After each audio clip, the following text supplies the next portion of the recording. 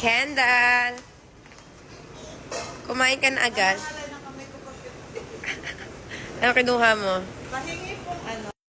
Ano yan? Come here. Hey. Longganisa. Silang mga soup. Meron sa'yo. Hi! Hi! Ayan.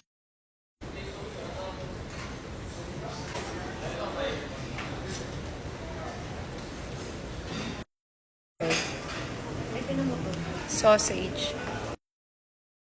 Ito masarap po. Daing. Puro breakfast. Lechon. Dami nga eh. Mga pastry.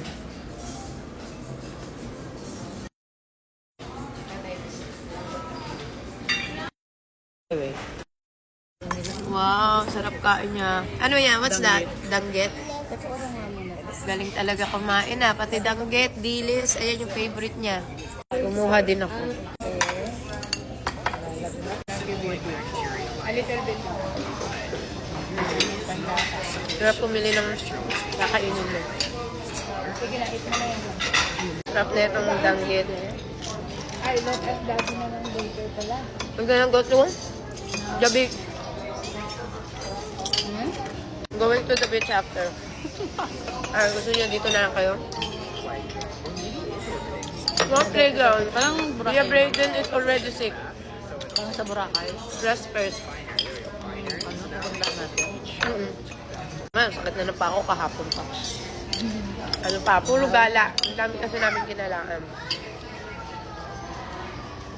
Paano ka makakapag-safari niyan?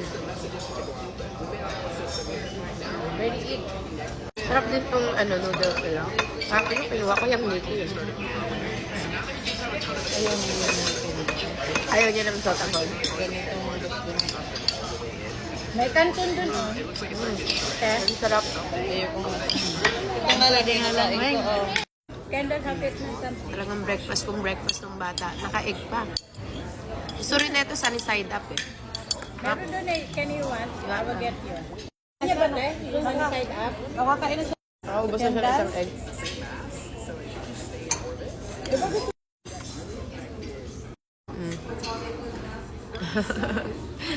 Pabulunan ka. Meron din silang lechon. Tapos, meron din silang susin. Itong tabasco. Ano? Nga natin. What?